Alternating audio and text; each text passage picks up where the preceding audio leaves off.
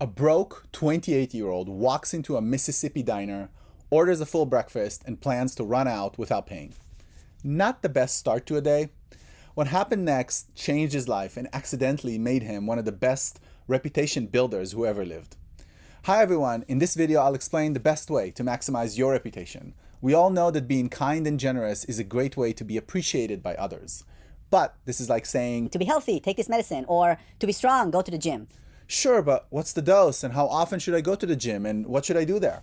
Without knowing that, what seems like good advice is actually not very practical. So I'll tell you the story of Larry Stewart to flesh out the best way to build our reputation and explain the science behind it.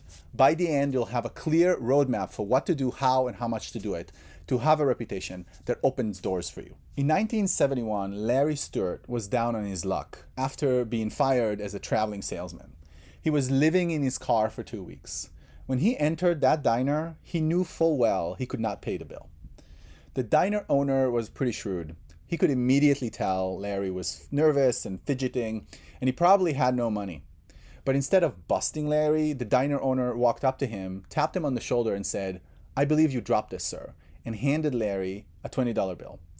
Obviously, it was clear to both of them that Larry did not drop the $20, nor did Larry have any money to begin with. So Larry paid for the meal and then walked out in tears.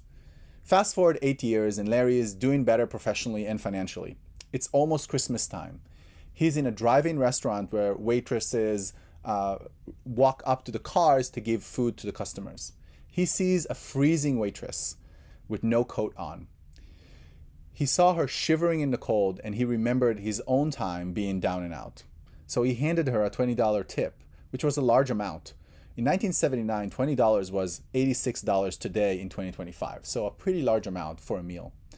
In response, tears start to flow down her cheeks, and she told him, "Sir, you have no idea what this means to me." Since then, something clicked for Larry. Over time, he had become a successful entrepreneur, and he found wealth. He had moved to Kansas City.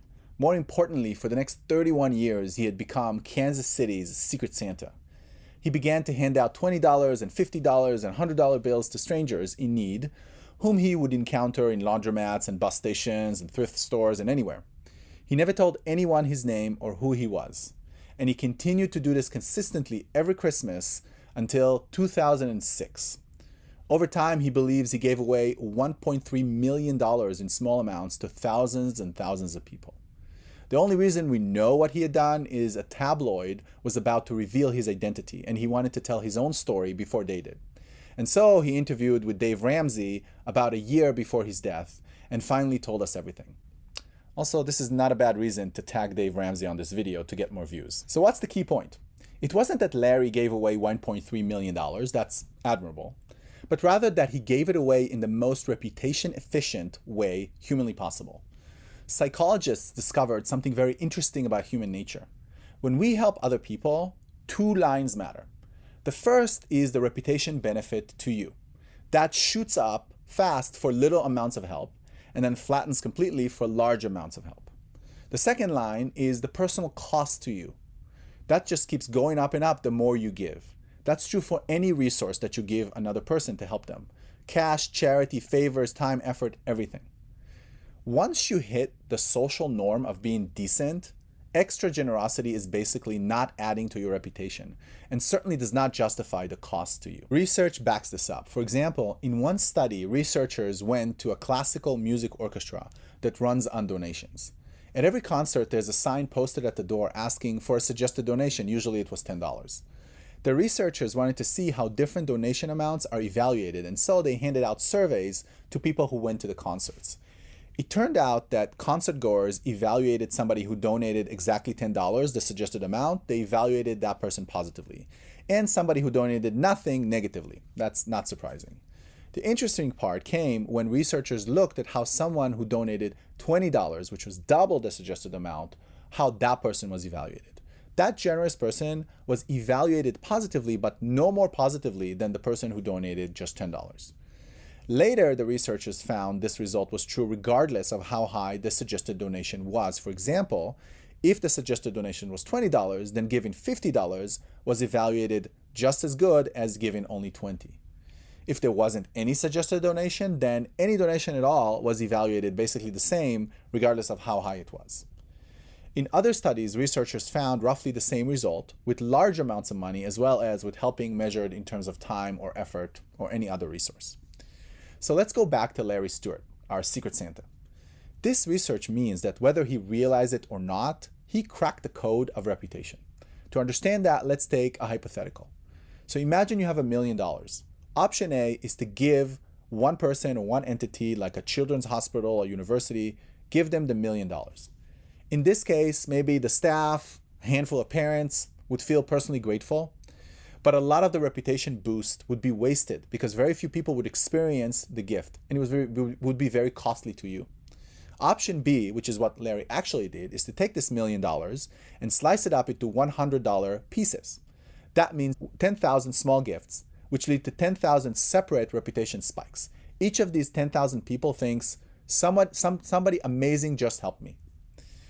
Larry intuitively spread the same money across the maximum number of human brains. Each $100 bill created a full reputation curve peak in a new person. And that's why cab drivers and waitresses and strangers felt emotional when they talked about Larry years later. So here is the equation. Extreme gift to a few people, you pay the huge cost for that, but it only gets to the flat part of the reputation curve. Give a moderate gift to many people, you stay on the steep part of the reputation curve again and again, and it comes at a moderate to low cost to you. So Larry Stewart harvested the steep part of the reputation curve 13,000 times. You don't need $1 million to use this insight. Being a little bit generous to a lot of people is totally doable. It beats being extremely generous to a few people every single time. If your reputation is the goal, spreading around your generosity to a lot of targets and making it small is the best way to go. So let's conclude with 3 practical tips for you. First, breadth is better than depth. If you're going to mentor somebody, for example, is it better to mentor one person for 20 hours a week or mentor 20 people 1 hour a week? Well, usually it's better to do the latter. It's the same cost, but there's 20 people who can attest that you're a great guy. Second, calibrate to the norm. Find out what's decent in your context, whether it be birthday gifts or tips or mentoring, whatever it is, and then adjust to it. Maybe slightly beat it, but never 5x it. It's not worth it. Third, spread the same budget across many touches. So if you're going to give gift cards, for example, 10 $50 gift cards given to 10 people is better than one $500 gift card given to one person. The cost to you is the same, but there are many more targets who then will say that you're a great guy. Larry Stewart sadly passed away in 2007, but in Kansas City, people still tear up when they talk about the stranger who handed them $100 and then disappeared. He never wanted fame. He just accidentally became the most loved man most people never met. He understood the equation of reputation better than anyone. So be a little bit kind to a lot of people and watch your reputation grow faster than you ever thought possible. So if this video is helpful, please hit the like. It tells the algorithm to show it to more people who need to hear it.